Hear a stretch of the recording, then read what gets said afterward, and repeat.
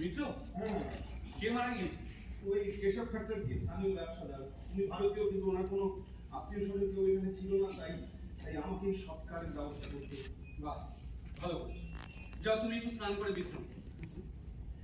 এই মনি, ও বলি, হ্যাঁ শুনেছো কি? শগনলাল ওর পড়াশুনো অসমাপ্ত রেখে দেশে ফিরে গিয়েছে। সে কি? ছগনলাল দেশে ফিরে গেছে? কেন?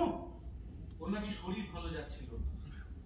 ও বলছিল যক্ষা হয়েছে, তাকে এটা সত্যি হতেও পারে। কিন্তু আমি ভাবছি তাহলে ও এখানে এলো না কেন? এখানে না এসে দেশে ফিরে গেল, তাহলে ও কি এখানে আসতে চায় না? আশা করি অন্যদের মতো টাকার পেছনে ছুটছে না। মনি, ছগনলাল ভাগেরওয়া আমি জেনেছি পড়া ছেড়ে ভেঙে গেছে, আর আমি তাকে এখানে মাটি কোপাচ্ছি, যার মাথা বাবার জন্য শুনিনি, তার সরকারের ব্যবস্থা করছি, মাটি কোপাচ্ছি, সরকারের ব্যবস্থা করছি। তাহলে কি বিলে যাওয়ার সুযোগ আরেকবার মিলবে? আমি জানি না, আমি সত্যি জানি না। আরেকবার অন্য কারো যদি সুযোগ মেলে তাহলে? হ্যাঁ, কি বলছিস? হ্যাঁ, বাবু, বাবু মেয়ে তাকে কি বলেছে? কি ব্যাপারে? উনি কি আরেকজনকে ইংল্যান্ডের আইন স্কুলে আবার পড়তে পাঠাতে রাজি আছেন? হ্যাঁ, উনি আরেকজনকে পাঠাতে রাজি আছে। তাহলে বাবু, এবার আমি আমার নামটা প্রস্তাব করছি। আমি ইংল্যান্ডের আইন স্কুলে গিয়ে ভালো করে পড়াশোনা করবো, আন্দোলনের কাজকে এগিয়ে নিয়ে যাব। আমি বলছি, আমি কথা দিচ্ছি, আমি দেশে ফিরে আসবো না। আমি কাজ শেষ করে তবে দেশে ফিরবো। হ্যাঁ বাবু, আমি আমার নাম।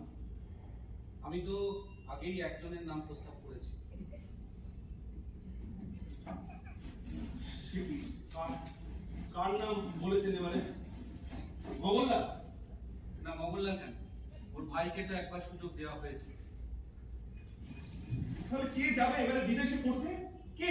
সৌরভজি, সৌরভজি সাপুরজি আদা জানি। একজন পার্সির নাম প্রস্তাব করলাম, কারণ হিন্দু ধর্মের গৌরব তাতে পারবে। বলো, এটা আমি ভালো করবো? কি হয়েছে? কিছু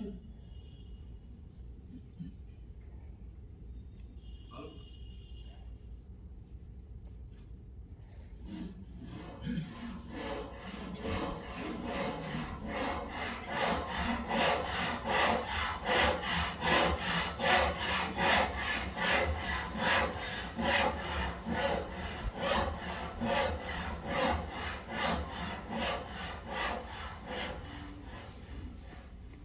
উনি যে এই কদিন কোথায় কোথায় ঘুরে বেরিয়েছে ঈশ্বর জানে। ও ইংরেজ আধিকারিকদের কাছে গিয়ে বলেছে ও নাকি একজন ভারতীয় ব্যবসায়ী, এখানে ব্যবসা করতে গিয়ে সর্বশান্ত হয়েছে, এখন দেশে ফিরতে চায়। ফেরার মতো টাকা ওর কাছে নেই, ওরা যাতে ওর টিকিটের ব্যবস্থা করে। ওর পরিচয় জিজ্ঞেস করেছিল, প্রথমে মিথ্যে পরিচয় দিয়েছিল, তারপরে ওরা জিজ্ঞাসাবাদ করে বুঝতে পারে যে ও আসলে কি। না, আমি আমি কোন রকম জোর দেব না। ও যাতে এখানে সসম্মানে ছোটা গান্ধী হিসেবে থাকতে পারে, আমি এই চেষ্টাই করব। আচ্ছা, আপনাকে ধন্যবাদ, রাখুন।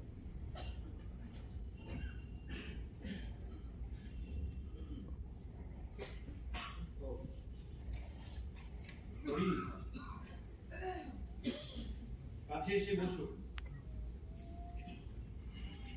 আচ্ছা, কাজ করতে করতে তোমার সাথে কথা বললে তোমার কোনো অসুবিধা নেই তো?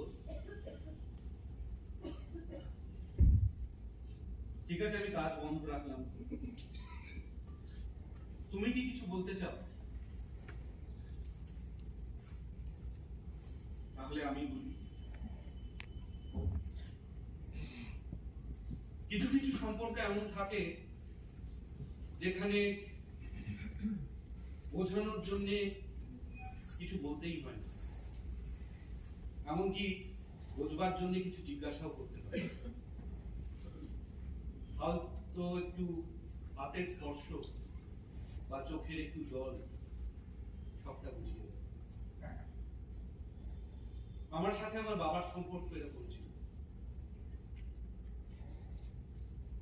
একবার আমি কিছু গয়না চুরি করেছিলাম।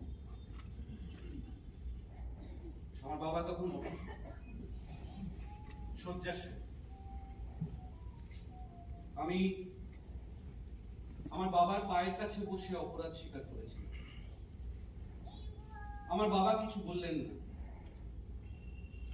উনি আমার কান্না ভেজা চোখের দিকে তাকালেন, ওনার চোখটাও জলে ভরে গেল।